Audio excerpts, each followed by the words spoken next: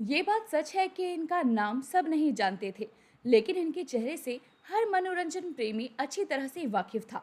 B R Chopra की महाभारत में महाबली भीम के किरदार को इन्होंने कुछ इस अंदाज से निभाया था कि लोग कहने लगे कि प्रवीण कुमार सोबती पैदा ही महाभारत में भीम बनने के लिए हुए थे।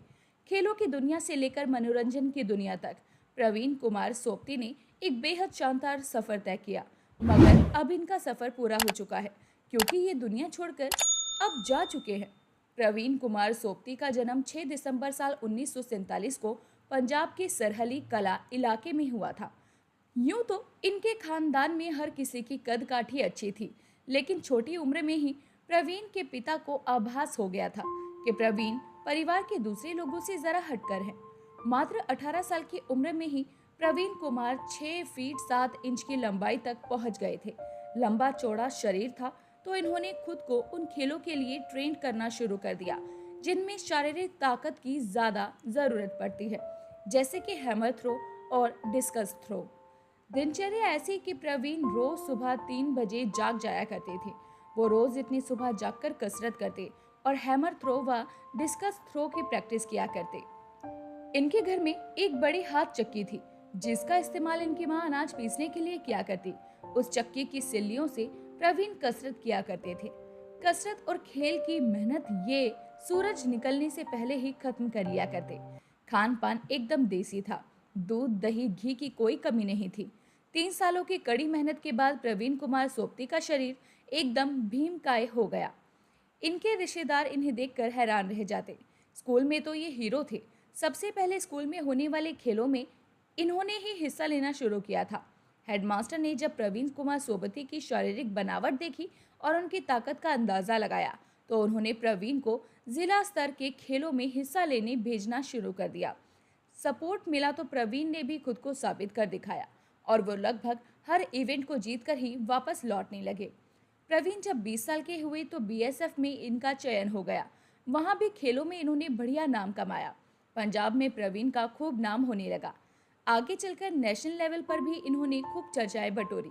नतीजा ये हुआ कि साल 1966 में जमैका में हुए कॉमनवेल्थ गेम्स में डिस्कस थ्रो के लिए प्रवीण कुमार सोबती को भारत की तरफ से चुना गया।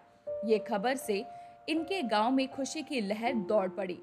इनसे पहले गांव में किसी भी इंसान ने इतनी कामयाबी हासिल नहीं की थी। प्रवीण ने जमैका कॉमनवेल्थ गेम्स में डिस्कस थ्रो में भारत के लिए सिल्वर मेडल भी जीता।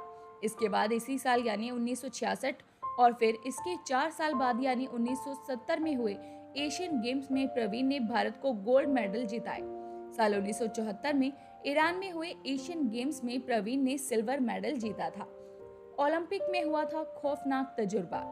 यहाँ आपको ये बताना भी जरूरी है कि साल 1972 में जर्मनी में एक ओलंपिक में प्रवीण कुमार सोबती ने हिस्सा लिया था।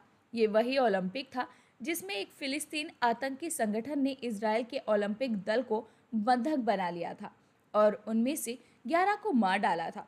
इत्तेफाक से प्रवीण भी उसी सपोर्ट कॉम्प्लेक्स में मौजूद थे, जहां पर आतंकियों द्वारा इस घटना को अंजाम दिया गया था। नाश्ते के लिए जब प्रवीण डाइनिंग एरिया की तरफ जा रहे थे, तो उन्हें भी गोलियां चलने की आवाज़ सुनाई दी। प्रवीण थोड़ा घबरा गए। वहां अफरा तफरी मच गई। थोड़ी देर बाद पता चला कि आतंकियों ने इजराइल की हॉकी टीम को मार डाला है। वैसे आपको बता दें कि प्रवीण कुमार सोबती ने भारत के लिए केवल 1972 के समर ओलंपिक में ही नहीं बल्कि 1968 के समर ओलंपिक में भी हिस्सा लिया था, जो कि मैक्सिको में हुए थे। हालांकि ओलंपिक्स में इन्हें कोई कामयाबी नहीं मिल पाई थी। बिना कोई सप्लीमेंट खाए हासिल की थी ताकत। एक इंटरव्यू में प्रवीण कुमार सोबती ने बताया था कि उनकी मां उन्हें मछली, मटन और चिकन हमेशा देसी घी में पकाकर खिलाती थी। प्रवीण जमकर दूध, बादाम और दूसरी मेवों का सेवन करते थे। उस जमाने में कोई सप्लीमेंट नहीं होता था, इसीलिए शरीर की सारी ताकत एकदम ओरिजिनल थी। ताकत कितनी है इसका अंदाजा लगाने के लिए खेतों में सांड और भैंसों के सींग पकड़कर उन्हें चित किया जाता था। इस तरह फिल्मों में आए प्रवीण कुमार सोबती। क्योंकि अपनी ताकतवर शरीर के चलते प्रवीण को खेलों में कामयाबी मिली थी, तो उन पर फिल्म इंडस्ट्री वालों की नजर भी पड़ने लगी। और फिल्मों में भला कौन नजर नहीं आना चाहता होगा।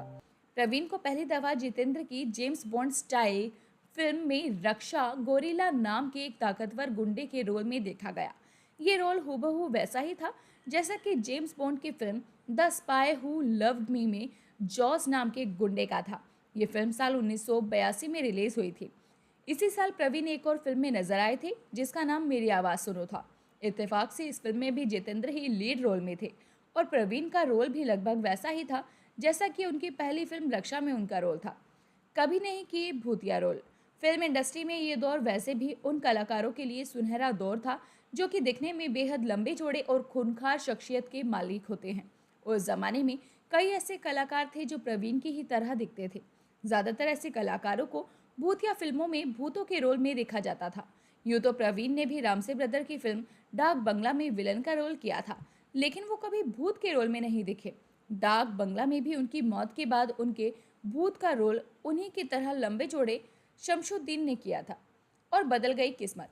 प्रवीण ने फिल्मों में एक्टिंग करना तो शुरू कर दिया था, लेकिन इन्हें वो लोकप्रियता नहीं मिल पाई थी जिसकी ख्वाहिश हर एक्टर को थी।